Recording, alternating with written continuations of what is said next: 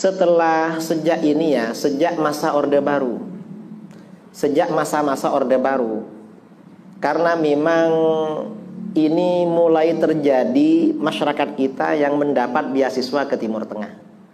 Ada yang beasiswanya ke Saudi Arabia, ada yang beasiswanya ke Iran, ada yang ke Al-Azhar, ada yang beasiswanya ke Amerika. Dan itu warga Nahdliyin. Maka setelah kembali ini berwarna-warni. Ada yang misalnya ketua umum kita, Profesor Dr. Kiai Said Agil Sirot, pada waktu menulis disertasi S3 Silatullah bil Kaun, Ladat Tasawuf Al-Falsafi. Karena kuliahnya di Ummul Qura, tempatnya Wahabi, maka di disertasinya sangat Wahabi. Bahkan Imam Ghazali, Imam Junaid Al-Baghdadi dia sesat di bukunya itu. Nah, setelah pulang, beliau gak jadi Wahabi, malah anti Wahabi, tapi malah bela Syiah.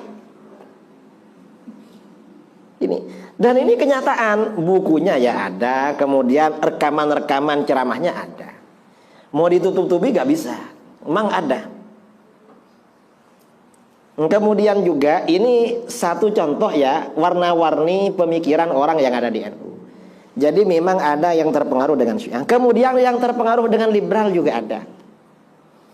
Yang terpengaruh dengan Wahabi ada. Dan ada di struktural juga. Tahun 2012, kira-kira tahun 2012, saya ada pertemuan LBM PBNU, Lajnah Bahsul Masail, karena saya dulu aktif termasuk staf ahli LBM PBNU. Pada waktu pertemuan, Katib Am waktu itu, Profesor Dr. Kiai Haji Malik Madani bilang pada saya, Pak Kiai, ada salam dari Rois Am, Kiai Sahal Mahfud waktu itu. Apa? Kalau nulis buku Aswaja, agar diberi kata pengantar salah seorang Rois Syuriah, Profesor Dr. Kiai Haji Fulan, nggak saya sebutkan karena sudah wafat. Saya bilang, Pak Yai, saya agak berani kalau beliau ngasih kata pengantar buku saya. Loh, kenapa? Aswaja itu pasti beda dengan Wahabi. Loh, terus beliau tuh Wahabi yang ada di Rois Am itu, yang jadi Rois PBNU. Loh, apa buktinya? Ini buktinya. Buku-buku Wahabi terbitan Saudi yang dibagi-bagi gratis ke jamaah haji, salah satu yang menerjemahkan beliau ini. Artinya apa? Tokoh Wahabi masuk ke PBNU. Dan memang orang ini sering bertengkar dengan Suriah yang lain. Saya menyaksikan sendiri. Mengapa? Karena Wahabi. Lama-lama saya tanya pada kawan yang Suriah di PB, itu kok bisa masuk Suriah di PBNU? Kan Wahabi itu sering bertengkar dengan sampean. Dia bilang, Pak Yai, saya sudah tanya sama Pak Ketua Umum Kiai Said Akil, itu katanya titipan dari penguasa waktu itu. Artinya ini sudah banyak yang bermain di NU. Susah memang. Nah, lalu liberal ya. Liberalnya juga karena memang ya banyak kader-kader NU yang kuliah di barat. Walaupun nggak kuliah ke barat, tapi dapat dana dari barat, akhirnya masuk. Kemarin waktu Bahsul Masail di Munas PBNU di Banjar ya, Jawa Barat. Ketika ada pertanyaan, apakah orang-orang kafir di Indonesia ini harbi, zimmi, mu'ahad, musta'man? Bukan keempat-empatnya, tapi kan kafir.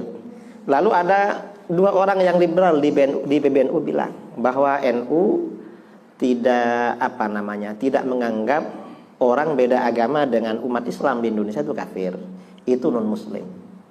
Ini taktik liberal.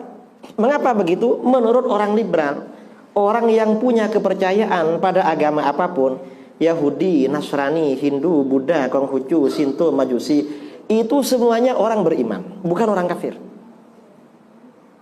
Mereka dianggap umat beriman, bukan orang kafir. Karenanya mereka hanya non-muslim. Sebenarnya beriman cuma non-muslim.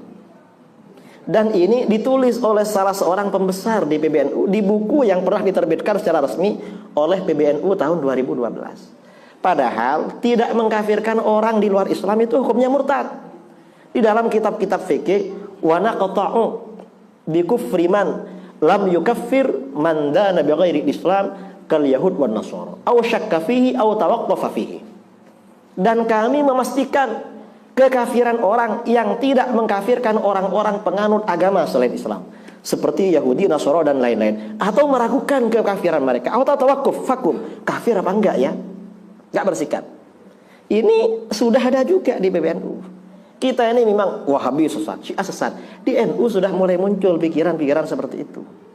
Dari sini akhirnya ya, kiai-kiai, ustadz-ustadz, warga Nahdien, bukan cuma kiai, warga Nahdien yang masih yang masih mungkin oleh Allah dijaga, gak mau sama pikiran-pikiran itu. Saya ini kalau ngisi di Jawa Barat, ngisi di Jakarta, ngisi di Sumatera, yang ditanya apa, Pak Kiai, kenapa di NU ada orang berpendapat begitu? Menyebut nama, Pak Kiai, orang itu fulan itu ya apa, sesat apa enggak? Kok bilang begini?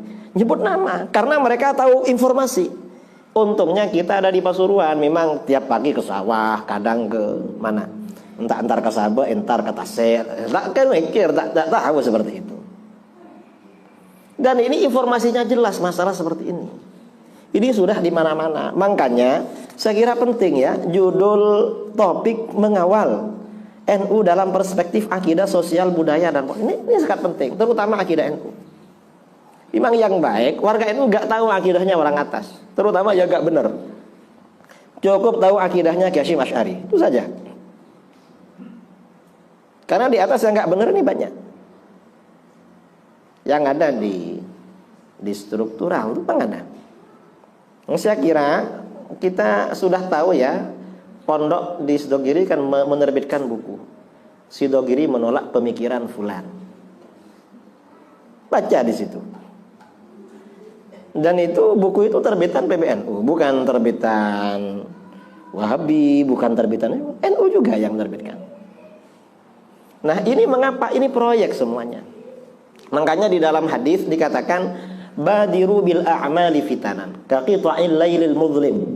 Segeralah kalian melakukan amal-amal baik agar tidak kedahuluan fitnah-fitnah, sesuatu yang merusak. Ka qita'il lailil muzlim. Fitnah-fitnah ini seperti potongan-potongan malam yang gelap. Katanya salah, tapi kok kiai yang bilang. Katanya agak benar, tapi kok orang NU. Katanya agak benar, tapi kok Habib. Katanya agak benar, tapi kok Ustaz. Yumsir rajulu mu'minan wa yusbihu kafiran. Sore-sore masih mukmin, paginya sudah kafir. Yang disampaikan enggak sesuai dengan Islam, malah ajaran kafir. Wa yusbihu mu'minan wa yumsi kafiran. Pagi-pagi masih mukmin, sore sudah kafir. Mengapa dalam bagian akhir hadis ini terangkan yabi'ur rajulu dinahu bi'aradin minad dunya. Seseorang menjual agamanya, agamanya menjual, menukar atau menjual agamanya dengan arad, dengan benda dari dunia. Artinya apa? Kalau ada pikiran-pikiran menyimpang, tidak sesuai dengan Islam Ahlus Sunnah wal Jamaah, biasanya ada yang bayar. Ini sesuai dengan hadis. Dan ini tidak hanya sekarang, sejak dulu begitu. Orang-orang di luar Ahlus Sunnah begitu. Mengapa orang-orang Syiah itu bertahan? Karena ulamanya yang bertahankan. Dan ini pengakuan ulama Syiah di dalam kitab-kitab Syiah. Mengapa ulama Syiah rajin menyebarkan ajaran Syiah? Yastaqilu bidzalikan nas wa ya'khudhu minhumud darahim. Agar dapat makan dari orang-orang Syiah dan dapat uang. Lalu orang-orang Mujassimah yang akidahnya seperti Wahabi, mengapa bertahan? Kata Imam Izzuddin bin Abdus Salam, li suhdin ya'kuluhu wa hutamin ya'khudhuhu. Karena barang haram yang dia makan dan karena dunia yang dia ambil dari orang.